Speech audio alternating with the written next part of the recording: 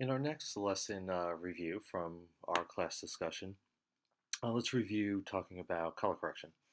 I have a couple of clips here in my in my storyline, and I mean, look at my effects. I have the effects tab open, and they make it so much easier than Final Cut 7 was. I mean, there's so many video effects that you can change the look and style of your video.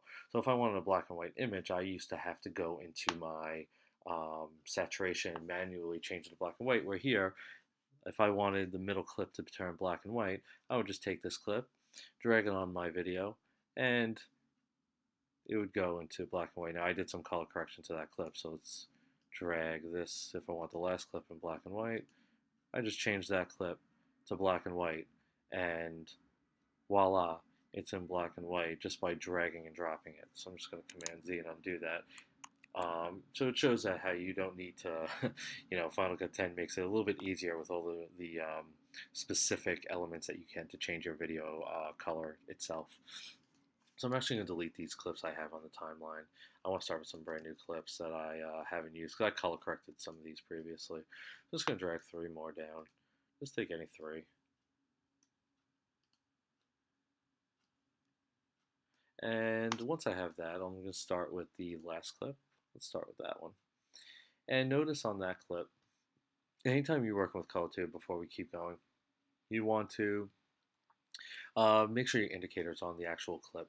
It makes it a lot easier when you want to see what the clip is going to look like. The balance was analyzed, match color right here. I'm looking at the inspector. So I want to go to color correction. And notice you have an arrow here that goes to the right. And then we were talking about black and white. So let's go to the saturation. And if I take my global button right here and I go all the way down, notice it just went in black and white. And that's how you manually do it if you didn't drag the effect on. But I'll drag the global. Maybe I won't go all the way to the top. I can get it very bright if I go all the way to the top. Or maybe I just want a little tint.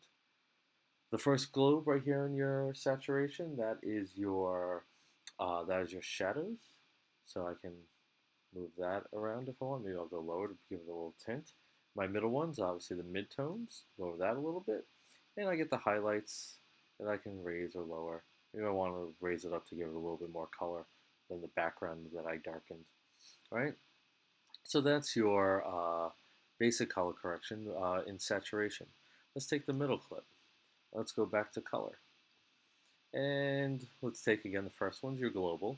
So I want that, raise that to the reds maybe. I'll take my shadows. I'll go to the purple one. Let's make sure here we have this clip selected. Let's go to the greens here. Oh, a little red. Shadows up top there. Then we'll take our midtones. We'll give it a little color here. And then I'll take my highlights. And we give it a little freaky look, right? And then, of course, you have exposure, which is your third one. Now let's go to the backflip shot. And exposure, that's a lot of white. It's like a flash that you can have, or the exposure of the color would be very dark. Right? And then again, with the global, that's your main one. And then you get your shadows. Darken it or make it very light. Your midtones, lighten it or get it darker. Or your highlights, again, make it light. I like that the background gets the light. It looks like flash bulbs in the back, so maybe I'll keep those highlights up. So those are your 3 sections of color corrections: color, saturation, and exposure. So again, if you're done with that color, if you like the 3 color, you have your arrow here where I'm circling my cursor to get me back to my main area of the inspector. Again, to get back into color correction, I have that arrow to the right, and I can go right back into color correction. So again, we talked about saturation, color, and exposure. Again, our buttons here, we have global. We have the first one here in the middle is shadows. Midtones is in the center. And highlights is all the way to the end. And that's on each one of those. Color has global, saturation, midtones, and highlights. Saturation has the same thing, and so does exposure. One thing I like about it, I'm going to get 2 more clips that I haven't used yet. I'm just going to put these on the timeline. I'm going to delete my other 3 that I've been using. Take that one. I'll take these 2 clips right here. And the color is a little bit different from these two clips. But they have something called color matching in Final Cut 10 that I think is a really useful tool. You have a color wand right here in the middle. I'm just going to move my cursor on one of the clips. And you get the wand. You have balance color and match color. Let's click match color right under the wand there. And it says skim to a frame that you want to match. So I want to match. Let's skim. And by skimming, I moved my indicator on a clip. By skimming, look at me. This is skimming. This is the clip I want to match.